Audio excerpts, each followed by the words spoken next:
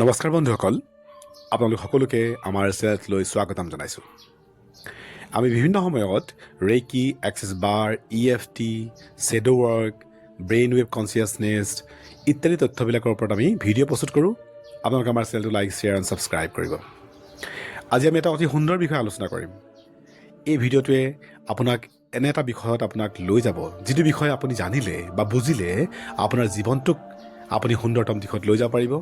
আপুনি যিবিলাক দুখ আৰু হতাশাত ভুগি আছে, এই দুখ হতাশাৰ পৰা আপুনি উন্নতি শিখৰলৈ যাব পাৰিব। আপোনাৰ জীৱনৰ যিবিলাক সমস্যা, এই সমস্যাবিলাক নাশ হ'ব আৰু জীৱনটোক উপভোগ কৰাৰ যি আপোনাৰ সপোন, তাক আপুনি পূৰণ কৰিব পাৰিব। গতিকে আহক আমি বিষয়টো আৰম্ভণি কৰোঁ। বন্ধুসকল, আমি যেতিয়া কিবা এটা কামনা কৰোঁ, কিবা এটা আমি প্ৰাপ্তি কৰোঁ, সেই প্ৰাপ্তি প্ৰকৃতাৰ্থত আমি বহুত সময়তে তাৰ ফল নাপাওঁ।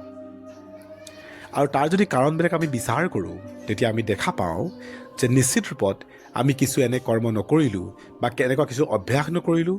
সেই অভ্যাস নকৰিলোঁ বা কিছু কৰ্ম নকৰিলোঁ, ইয়াৰ মূলতে হ'ল আমাৰ চিন্তা বা আমাৰ যি চিন্তাৰ গভীৰতা। বহুত সময়ত আমি কিছুমান বিষয় আমি এৰি চলোঁ, কিছুমান বিষয়ক আমি নেগলেচি কৰোঁ, কিছুমান বিষয়ৰ গুৰুত্ব আমি নুবুজোঁ বা বুজিবলৈ প্ৰয়াস নকৰোঁ। আৰু যেতিয়া আমি এটা ৰিজাল্ট পাওঁ বা আমি যেতিয়া নিগেটিভ ৰিজাল্ট পাওঁ, তেতিয়া আমি বিচাৰ কৰি গম পাওঁ যে আমি এই কামটো কৰাহেঁতেন বা এই চিন্তাটো কৰাহেঁতেন বা আমি এই বিষয়টোৰ ওপৰত যদি গুৰুত্ব দিলোঁহেঁতেন, তো নিশ্চয় আমি তাৰ ভাল ফল পালোঁহেঁতেন। এই যে আমাৰ চিন্তাবিলাক সুস্থিৰ অৱস্থাত নাথাকে, আৰু এইটোৱে হৈছে আমাৰ মূল বিসংগতি। আমি আমাৰ চিন্তাবিলাক সদায় সুস্থিৰ অৱস্থাত ৰাখিব লাগে। আমাৰ চিন্তাবিলাক সুস্থিৰ অৱস্থাত ৰাখিবলৈ হ'লে আমাৰ মনটোক সুস্থিৰ অৱস্থাত ৰাখিব লগা হয়। আৰু আমি আগৰ ভিডিঅ'বিলাকত কৈছোঁ যে আমাৰ মনটো কেনেকুৱা। আমাৰ মনটো চেতন আৰু অৱচেতন মন দুয়োটাই থাকে, ছাবকনচিয়াছ মাইণ্ড আৰু কনচিয়াছ মাইণ্ড।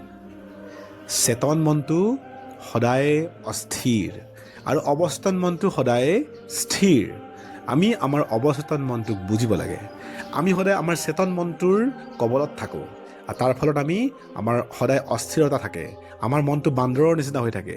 আৰু আমি ক্ৰমাৎ আমাৰ যিকোনো সিদ্ধান্ত লওঁতে, যিকোনো কৰ্ম কৰোঁতে আমি চেতন মনৰ যি কবলত থাকি কাম কৰোঁ। ইয়াৰ ফলত আমাৰ যিকোনো কৰ্ম, যিকোনো সিদ্ধান্ত, যিকোনো পৰিকল্পনা আমি সাৰ্থক ৰূপ দিব নোৱাৰোঁ।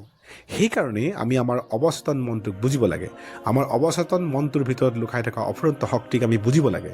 আমাৰ অৱচেতন মনটোৱে আপোনাৰ জীৱনটোৰ যি আশা কামনা আপুনি কৰে, সেই আপোনাৰ আশা কামনাক পূৰণ কৰাৰ যি শক্তি থাকে, তাক আপুনি বুজিব লাগিব। আপোনাৰ অৱচেতন মনটোক বুজিবলৈ হ'লে আপুনি নিশ্চিত ৰূপত কিছু অভ্যাস কৰিব লাগিব। আৰু এই অভ্যাসবিলাকেই হৈছে EFT, access bars, ho'oponopono, brain wave consciousness বা এই ধৰণৰ যিবিলাক প্ৰেক্টিছ থাকে, এই প্ৰেক্টিছবিলাক ৰেকি বহুতে কৰে বা বহুতে শ্বেডো ৱৰ্ক কৰে। এই ধৰণৰ প্ৰেক্টিছবিলাক আপুনি কৰিব লাগে। বহুত সময়ত আমি কিছুমান মন্ত্ৰ চিকিৎসাও আমাৰ থাকে।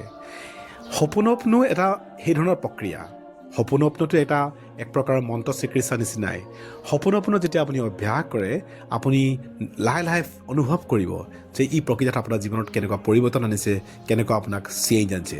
আপুনি যি ভিজুৱেলাইজ কৰে, আপুনি যি আশা কৰে, আপুনি যি ধৰণে কামনা কৰে, আপুনি সেইখিনি প্ৰাপ্তি কৰিবলৈ আপুনি গৈ থাকে। হোপোনোপনো প্ৰক্ৰিয়াটো হাৱাইন প্ৰক্ৰিয়া হয়। ইয়াক আচলতে চাইক'লজিষ্টসকলে ব্যৱহাৰ কৰিছিল, আৰু বহু এনেকুৱা পেচেণ্ট আছিলে যাক ট্ৰিটমেণ্ট কৰি ভাল ফল লাভ কৰিছে। ই এক প্ৰকাৰ কাম দিয়ে, আৰু আপুনি যদি আপোনাৰ জীৱনত ব্যৱহাৰ কৰে, আপুনি 100% চিয়'ৰ থাকক আপোনাৰো ফল দিব। ই এটা সাধাৰণ আৰু সহজ প্ৰক্ৰিয়া, সকলো লোকে কৰিব পাৰে। ইয়াৰ কোনো কমপ্লেক্স পদ্ধতি নাই। নিয়মিত কৰা দৰকাৰ, প্ৰতিদিন কৰা দৰকাৰ, আৰু বিশ্বাস আৰু ইয়াৰ ওপৰত আস্থা ৰাখি কৰা দৰকাৰ। আপুনি ভিজুৱেলাইজ কৰা দৰকাৰ, আপুনি কি কামনা কৰে, কি প্ৰাপ্তি আপুনি বিচাৰিছে, আৰু সেই কামনাক আপুনি ভিজুৱেলাইজ কৰি আপুনি এই প্ৰক্ৰিয়াটো অৱলম্বন কৰিব লাগে।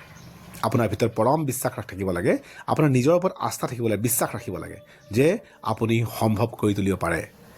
আপোনাৰ জীৱনটোৰ এটা অৰ্থ আছে। আপোনাৰ জীৱনটো মিৰেকুল হ'ব পাৰে। আপোনাৰ ভৱিষ্যতক আপুনি চেঞ্জ কৰিব পাৰে। আপোনাক ঈশ্বৰে আশীৰ্বাদ দি আছে। আপুনি অফুৰন্ত শক্তিধাৰী হয়। আপুনি এই ধৰণে আপোনাৰ বিশ্বাস ৰাখিব লাগে, আৰু আপুনি হোপোনোপনো কৰিব লাগে। হোপোনোপনোত কি ক'ব লাগে? কৈছোঁ, I am sorry, please forgive me, thank you and I love you. এই 4টা লাইন মাত্ৰ আপুনি ক'ব লাগে, বাৰে বাৰে ক'ব লাগে।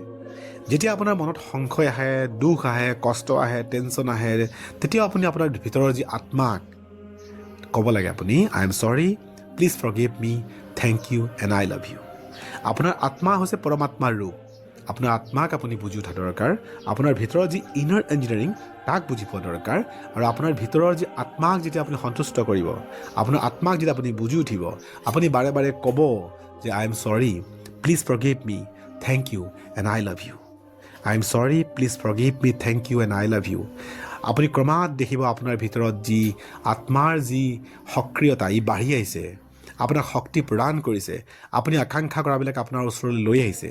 আপুনি এক প্ৰকাৰৰ চুম্বক হৈ পৰিছে, মেগনেট হৈ পৰিছে। আপোনাৰ জীৱনত পৰিৱৰ্তন আহিছে। আপুনি প্ৰাপ্তিৰ দিশত গৈ আছে আৰু আপুনি আপোনাৰ জীৱনটোক সুন্দৰতম দিশত আপুনি লৈ যাব পাৰিব। ই অকল আপোনাৰ জীৱনত কামত আহিব এনেকুৱা নহয়, অন্য এজন লোকৰ জীৱনতো ই প্ৰভাৱ বিস্তাৰ কৰে। অন্য এজন লোকৰো জীৱন চেঞ্জ কৰিব পাৰে। যিহেতু ইয়াক চিকিৎসাৰ কাৰণে ব্যৱহাৰ কৰা গৈছিলে, ডক্তৰসকলে তেওঁলোকৰ পেচেণ্টত ব্যৱহাৰ কৰিছিলে, আৰু যিসকল মানসিকভাৱে দুৰ্বল ৰোগী আছিলে তেওঁলোকে তাক ভাল ফল লাভ কৰিছিলে।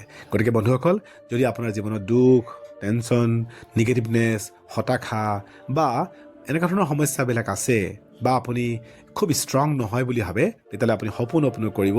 ই আপোনাৰ জীৱনত মেৰিকল কৰিব, আপোনাৰ জীৱনত চেঞ্জ কৰিব, আপোনাক নতুন ৰূপ দিব, আৰু আপোনাৰ জীৱনটোক আপুনি সুন্দৰতম দিশত লৈ যাব পাৰিব।